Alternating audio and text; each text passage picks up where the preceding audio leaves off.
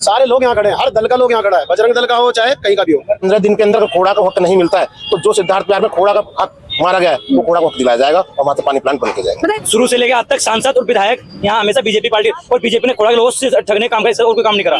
यहाँ कोई चुनावी मुद्दा नहीं है, पानी का मुद्दा है। पानी के लिए बीजेपी का हो, कांग्रेस का हो, बसपा का हो, भाजपा का हो, सारे ही खड़े हैं। तो 15 दिन का अल्टीमेटम दिया यूपी सरकार को, अगर हमारी मांगे पूरी नहीं हुई तो हम 15 दिन बाद एक बड़ा फैसला लेंगे कि हमें क्या करना है। नमस्कार, मैं ज्योति यादव और आप देख रहे हैं हिंद समाचार। खोड़ा कॉलोनी में इस वक्त मेरी मौजूदगी है, रात का समय है।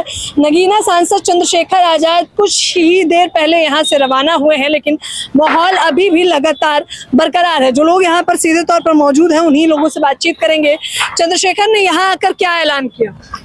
चंद्रशेखर जी ने ऐलान किया यहाँ पर आकर कि एक तो 15 दिन का अल्टीमेटम दिया यूपी सरकार को, अगर हमारी मांगे पूरी नहीं हुई तो हम 15 दिन बाद एक बड़ा फैसला लेंगे कि हमें क्या करना है, पैदल मार्च करना है या घेराव करना है, तो जो भी करना है हम 15 दिन बाद वो खुद हमें बताएंगे कि हमें क्या करना है। और हम लोग भी यहाँ पर तय करेंगे। उन्होंने हम सभी बोला है कि आप लोग भी अपने आपस में डिस्कस करो क्या करना है, कैसे करना है। हम पूरी तरीके से साथ हैं, वो खुद यहाँ पर इस लड़ाई में हमारे साथ शामिल हुए। तो और यूपी सरकार को भी उन्होंने अल्टीमेटम दिया है।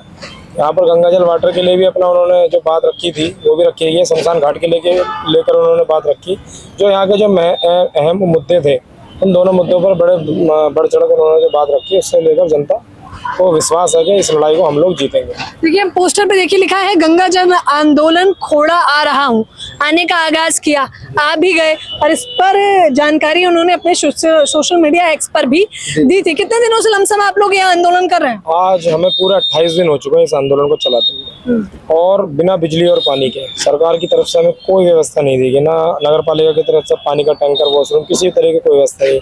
और जो बिजली हमारे किसी साथी ने दी हुई थी उस पर भी दबाव बनाकर बिजली भी कटवा दी गई। फिर भी हमारे और हिम्मत और हौसला बना रहा कि हम लोग इस लड़ाई को जीतेंगे। और आज जो 28 दिन की जो मेहनत थी वो सफल हुई।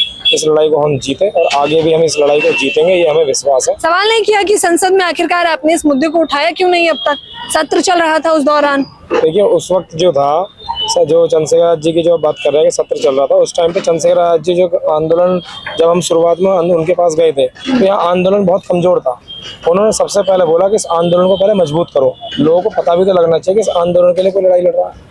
कुछ लोग इस आंदोलन को मजबूती से आवाज उठाने का काम कर रहे हैं, तो कहीं ना कहीं आंदोलन उस वक्त बहुत कमजोर था। तो उन्होंने हमें आंदोलन मजबूत करने का आश्वासन दिया था कि इस आंदोलन जब मजबूत होएगा मैं वहाँ खुद आऊँगा, खुद मैं देखूंगा आखिर वो सच में परेशान है या नहीं। थोड़ा भी जनता ने दिखाया कि हाँ सच में हम परेशान हैं या खून के आंसू रो रहे हैं हम लोग।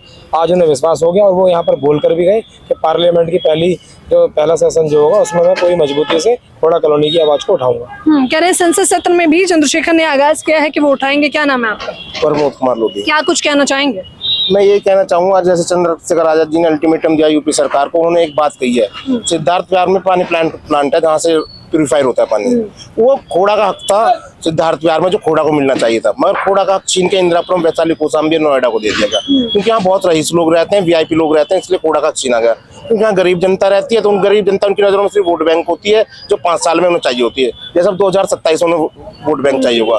तो चंद्रशेखर जी आजाद जी ने कहा कि 15 दिन का अल्टीमेटम दिया है, अगर 15 दिन के अंदर खोड़ा का हक नहीं मिलता है तो जो सिद्धार्थ बिहार में खोड़ा का हक मारा गया है वो खोड़ा को हक दिलाया जाएगा और वहाँ से पानी प्लांट बन के जाएगा। बताइए, उत्तर प्रदेश में भाजपा की सरकार है, डबल इंजन सरकार चल रही है, व्यवस्था के मामले में कैसा चल रहा है उत्तर प्रदेश? देखिए व्यवस्था के मामले में जब जनता त्राहिमाम कर रही है तो आप समझ सकते हो कैसी व्यवस्था होगी। तो मेरे हिसाब से कोई खास अच्छी। चलिए, पानी के लिए परेशान है और क्या क्या समस्याएं हैं यहाँ पर? यहाँ पर 12 लाख की आबादी है, जिसमें से करीबन 9 लाख हिंदू आबादी है।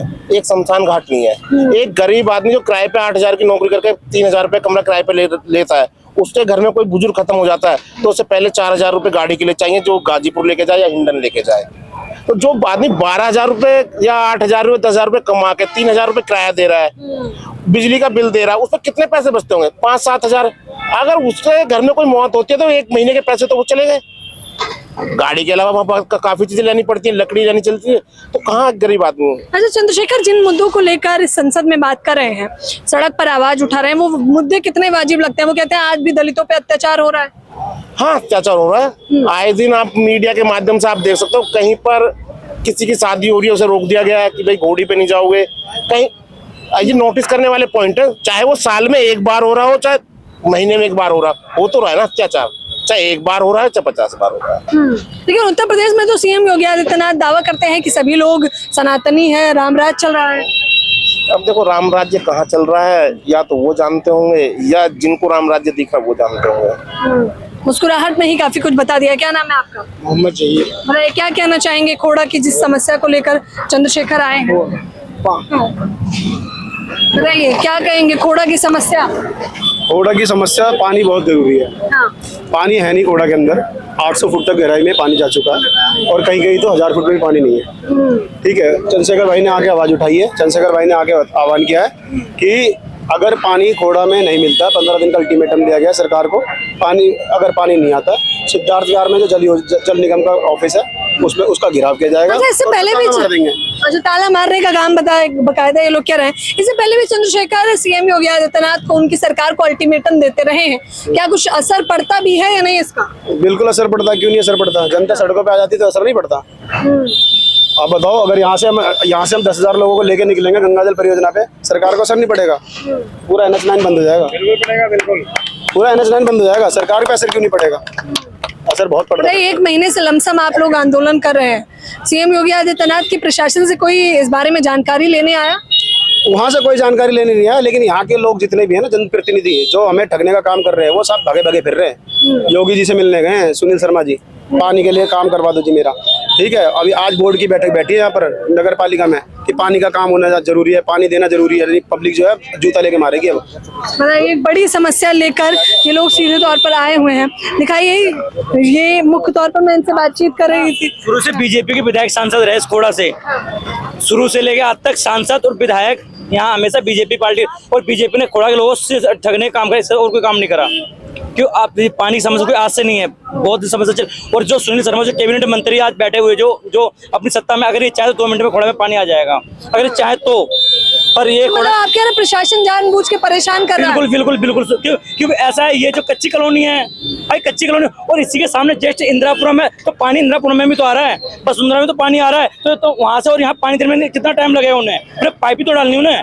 तो यहाँ के नागरिक, यहाँ के वोट नहीं देते, यहाँ के लोग हम टैक्स नहीं देते या बिजली बिल नहीं देते हम। भाई गवर्नमेंट जो चीज हमसे सारी चीज तो हम सारी दे रहे हैं, यहाँ पे टैक्स भी दे रहे हैं, हाउस टैक्स भी जमा करते हैं हम। हाउस टैक्स जमा हो रहा है, मतलब सीवर लाइन वो नहीं है, कुछ नहीं है यहाँ पर, पानी की सुविधा नहीं है बिल्कुल कोई। सब आदमी परेशान हो रहा है, ये समझ लीजिए, सब परेशान हो रहे हैं, पूरी पब्लिक परेशान हो रही है पानी के लिए। अब आप क्या लगता है, क्योंकि चंद्रशेखर आजाद यहाँ पर आए हैं, तो कितना असर पड़ेगा इसका? जी, पानी हमको पानी मिलना चाहिए, और क्या पानी मिलना चाहिए। असर कितना पड़ेगा? असर यहाँ पूरा असर पड़ेगा। ये है कि आज जब भाई सत्ता में, आज आपने खुद भीड़, आज मीडिया वालों ने खुद भीड़ देखी होगी चंद्रशेखर भाई के साथ में कितनी भीड़ है। अब कुछ चुनाव को दौड़ तो है नहीं कि ये वोट मांगने, वो एक जो पब्लिक जो यहाँ पे जो आंदोलन लोग बैठे हुए थे, उनके हित में आए थे। वो चंद्रशेखर भाई ने कहा, अगर आप सड़क की लड़ाई आप लड़ो और जनता की लड़ाई हम आपके साथ, संसद की लड़ाई हम लड़ेंगे आपके साथ। और हमें क्या चाहिए भाई? जो हम प्रयास कर रहे हैं, और बाकी सत्ता में जो बैठी वो तो देख ही रही है, तो वो तो गूंगी बहरी सरकार हो चुकी है। उत्तर प्रदेश सरकार है वो गूंगी बहरी सरकार है, वो गरीबों के हित की सरकार नहीं है। क्योंकि अगर गरीबों के हित की सरकार होती तो ये जो इतनी बड़ी कॉलोनी है, तो इस सरकार ने क्या सुविधा दी यहाँ? अच्छा, जाहिर तौर पे ये सवाल जो कर रहे हैं वो वाजिब सवाल है। अब मुख्य तौर पर अच्छा आप लोग, और देखिए इन्होंने भी नीला पटका पहना है, इन्होंने भी नीला पटका पहना हुआ है, सीधे तौर पर इनका भी। मैं बीजेपी वाला हूँ, नीला पटका समस्या बताने के लिए आए। हाँ, ये पानी की समस्या है, किसी पार्टी की लड़ाई नहीं है यहाँ, कोई चुनावी मुद्दा नहीं है, पानी का मुद्दा है। पानी के लिए बीजेपी का हो, कांग्रेस का हो, बसपा का हो, भाजपा का हो, सारे ही खड़े हैं। सारे लोग यहाँ खड़े हैं, हर दल का लोग यहाँ खड़ा है, बजरंग दल का हो चाहे कहीं का भी हो, सारा दल यहीं खड़ा है आज की डेट में। सारा दल एकजुट हुआ है।